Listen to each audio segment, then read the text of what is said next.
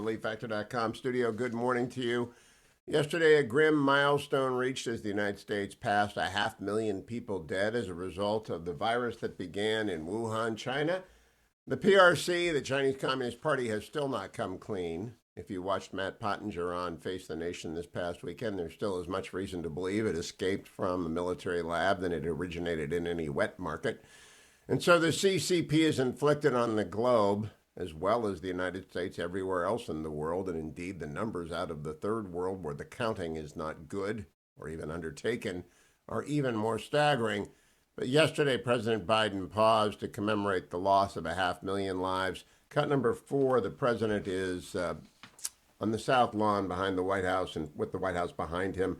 Let's listen in for a minute 40. Let this not be a story of how far we fell, but of how far we climbed back up. We can do this. For in this year of profound loss, we've seen profound courage from all of you on the front lines.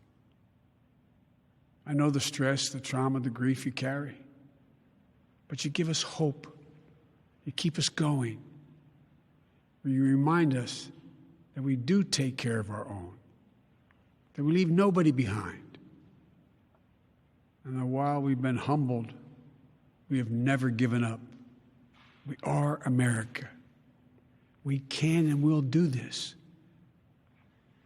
In just a few minutes, Jill and I, Kamala and Doug, will hold a moment of silence here in the White House, the people's house, your house.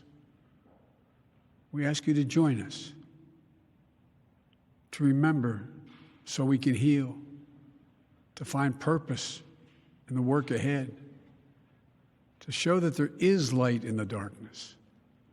This nation will smile again. This nation will know sunny days again. This nation will know joy again.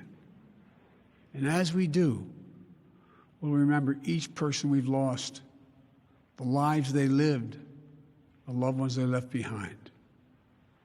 We will get through this, I promise you. But my heart aches for you, those of you who are going through it right now.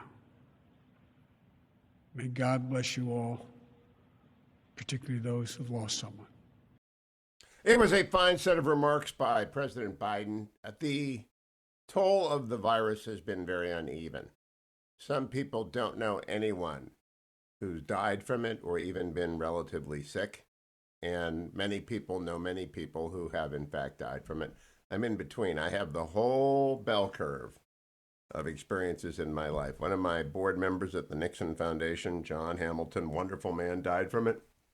And then I've known people for whom it was a passing, just a couple of days off from work at like a mild flu, and people in between, some who are still struggling with it. The good news is 64 million Americans have received a vaccine. 64 million. I'm not among them. I began the truffle hunt yesterday because I turned 65 yesterday. I've been registered on all the sites forever in anticipation of turning 65, and that didn't happen. No, they're all broken in California. It's kind of funny. California is the home of Silicon Valley, and it's got maybe the worst delivery system in the United States. Honestly, it's broken up by county and by different provider, and nothing works, and it's because, after all, we're the home of tech. But that's fine. I'll get it eventually. Let me move on to the rundown of the other news. Facebook has folded. Facebook strikes a deal with Australia to restore news to its platform. Now, this is either a strategic defeat or the first clash in a long war. Facebook had refused momentarily as Australia moved towards a law requiring the big aggregators like Facebook and Google to pay the big news providers like Rupert Murdoch's syndicate some sort of a fee, much like radio stations had to be obliged to enter into consent decrees with record producers in the early days of this medium to pay the performer. And so Facebook is being asked, and Google has already conceded, that they will pay for links. And their argument is without links, these newspaper platforms wouldn't be able to sell advertising. And that was the argument back in the old days of radio. There's never a new argument in the law. And so Facebook folded. And they reached a deal, the Wall Street Journal headline, Facebook reaches deal with Australia to restore news.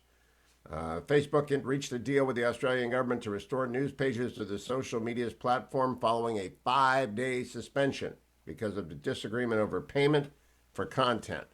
Now, the question is, does that become the exception to the rule in the rest of the West, or does it become the rule? We will see. Good news. Consumer demand snaps back up. Factories can't keep up, also in the Wall Street Journal.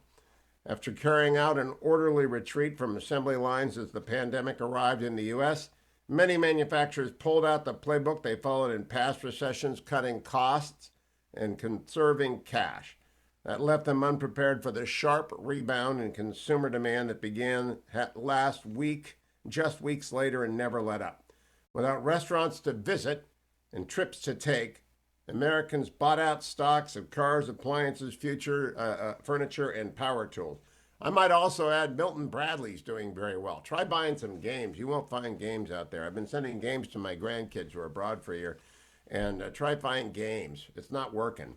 Blue-collar jobs boom as COVID-19 boosts housing, e-commerce demand. The U.S. blue-collar workforce has begun to benefit from a strengthening job market. Again, one wonders, why are we going to pass a $1.9 trillion relief bill? First of all, it won't be $1.9 trillion. Secondly, because it's a payoff to public employee unions.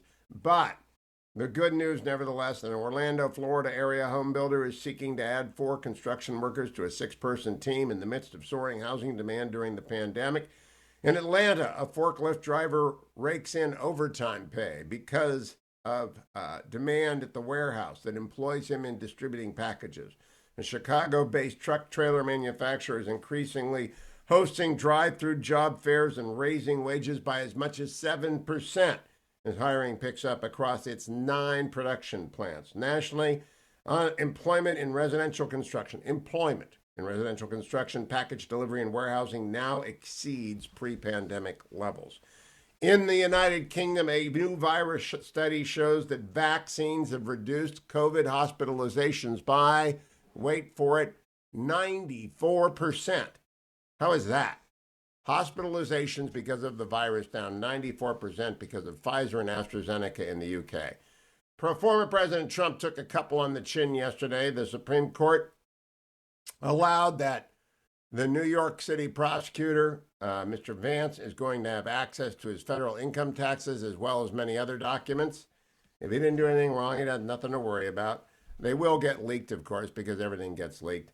And the Supreme Court, United States Supreme Court, rejected any hearing in the Pennsylvania court case concerning election 2020. Now, in mid-December, I told senior White House people, I told them, they will never take that case. Not now, not ever, never. It's not in their institutional interest to take that case. It will be moot. It will be over. And the court is more interested in staying away from radioactive cases like this than plunging in. They only took Bush v. Gore because they had to. Finally, 2 other stories. As Wall Street migrates to Florida, hedge funders move to offload Manhattan homes. Now, this isn't going to concern you much because it's about penthouses in Manhattan that cost $20, $30, $40, $50 million. And the billionaire owners are trying to unload them at fire sale prices, which mean $20 million or $25 million. The upper end of the real estate market is collapsing. Why? Because those people are getting the heck out of New York City and New York, just like I left California, Virginia. They're going to Florida because taxes matter and capital is mobile. Remember that? Finally, the Ayatollah Khamenei of Iran, with whom Team Biden wants to deal, he announced yesterday, if we want nukes, nobody, including, quote, Zionist clowns, close quote, can stop us. Put that one on your bulletin board.